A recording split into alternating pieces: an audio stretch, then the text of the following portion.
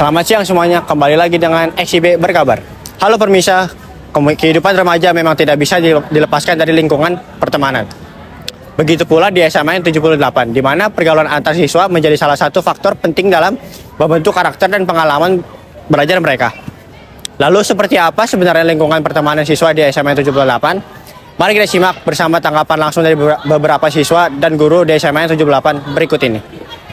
Oke Kak, aku Alisa, aku izin wawancara ya Kak. Iya. Kakak bersama Kak Jangki dari kelas 12E. Oke, aku mulai ya Kak. Iya. Kakak boleh gak sih tolong ceritain kehidupan kakak di SMA ini gimana?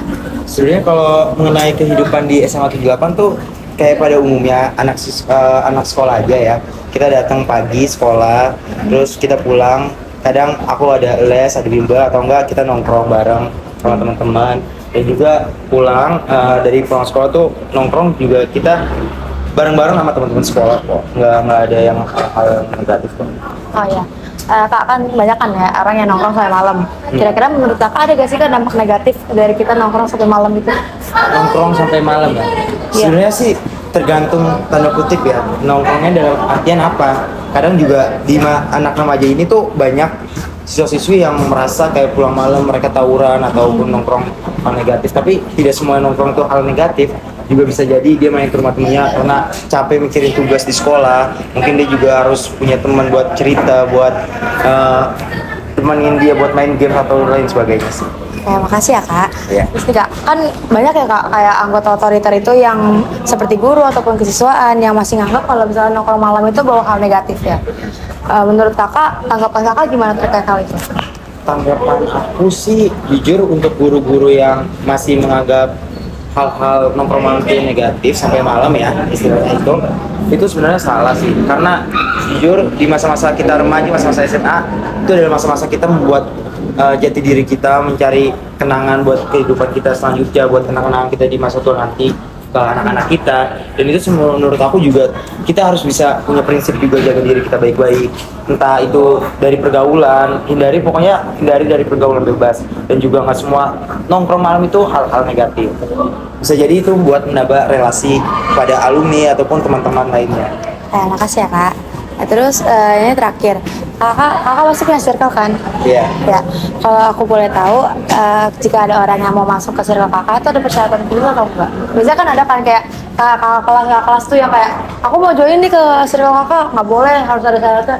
Kakak ada nggak? Kalau circle sih untuk di pertemanan aku nggak ada ya, kita sama-sama nongkrong bareng aja, kita sharing-sharing, kita juga saling support aja ya. Dan kebetulan aku juga nongkrong nggak sama angkatan aku sendiri, angkatan atas juga adik kelas aku ajak nongkrong juga. Dalam artian kita sama-sama ngasih relasi lah, aku ngasih relasi buat adik kelas ke alumni, dan aku dapat relasi dari alumni buat alumni selanjutnya gitu sih. Makasih banyak ya Kak Jangki untuk waktunya. Makasih Kak. Selamat pagi Bu Dewi. Selamat pagi. Oke, perkenalkan saya Alisa. Di sini saya perwakilan dari kelompok dari media XIB yang dimana itu singkatannya XIB Berkabar. Kita izin wawancara Ibu ya Bu. Kasih. Nah, jadi kita boleh gak sih Bu dengar tanggapan Ibu terkait geng-geng yang ada di sekolah, kan di sekolah kan ada banyak geng-geng ya kan? Boleh berikan tanggapan Ibu terkait hal tersebut? Terkait geng ya, terkait geng ini circle gitu. Terkait geng atau circle, jadi sebenarnya kalau dalam ilmu psikologi sendiri, geng atau circle itu sebenarnya istilahnya apa ya, peer group. Jadi memang manusia itu pasti akan mencari teman-teman yang satu frekuensi nih, satu visi misi, satu kesamaan hobi misalnya, atau persamaan pikiran. Pokoknya ada kesamaan, mereka kemudian akhirnya menjadi satu peer atau circle. Jadi memang itu udah kodrati ya, manusiawi ya. Nah, sebenarnya kalau misalnya dalam satu masyarakat gitu ya, tatanan itu, kalau circle ini saling melengkapi, saling membantu, saling membuat hasil positif, sebenarnya itu nggak ada masalah, it's okay gitu kayak gitu. Bahkan ada circle yang misalnya ketika mereka berkolaborasi gitu kayak gitu, itu mereka bisa menghasilkan satu karya yang lebih baik lah gitu. Contoh misalnya Ibu ambil contoh kayak Koral dan yang tim Koral ya, SSB dan YC kan, itu kan dua kelompok gitu, kemudian disatukan akhirnya jadi suatu kumpulan Koral tim yang luar biasa gitu kayak gitu. Nah seperti itu, tapi Ada juga kemudian circle, geng atau peer group yang membawa pengaruh negatif, ada ya gitu. Ini biasanya membawa apa ya, kita sebut dengan toxic gitu ya, kayak gitu ya. Misalnya membawa ke arah keburukan, misalnya mal untuk madol gitu ya, bolos gitu, atau misalnya yang lebih parah kalau membawa arah misalnya ke arah ngedrugs gitu, kayak gitu ya, obat-obatan, rokok, dugem gitu kayak gitu.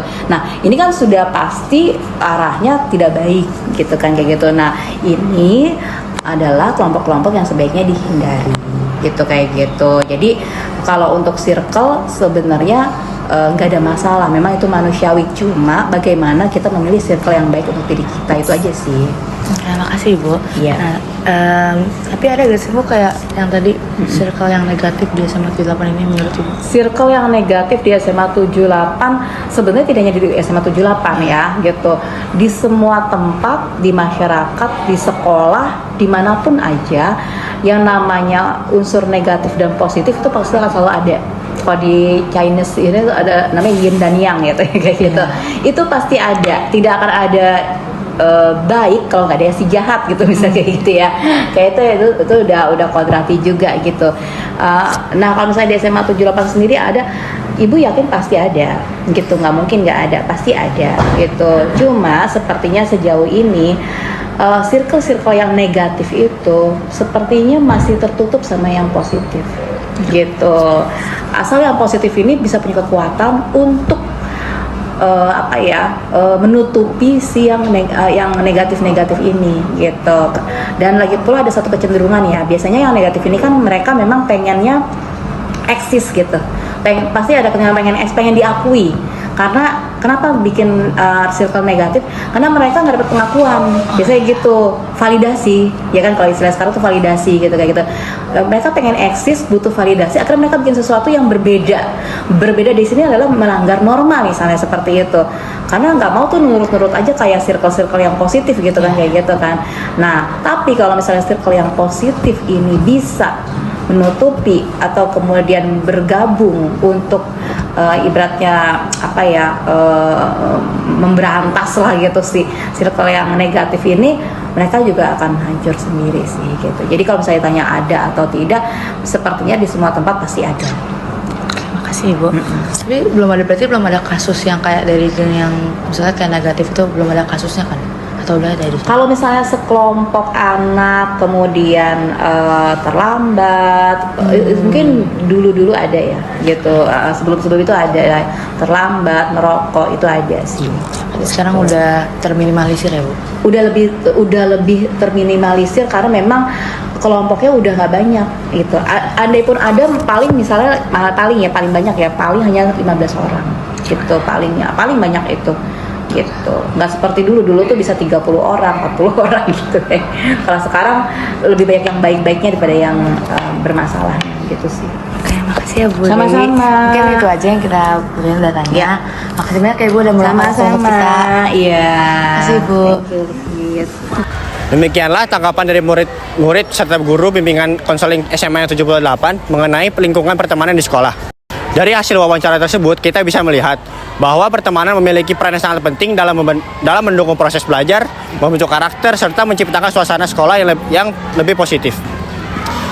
Semoga informasi ini dapat menjadi inspirasi bagi kita semua untuk terus menjaga dan membangun pertemanan yang sehat. Saya sebagai pembawa berita, saya Kemal Ibrahim Rahman.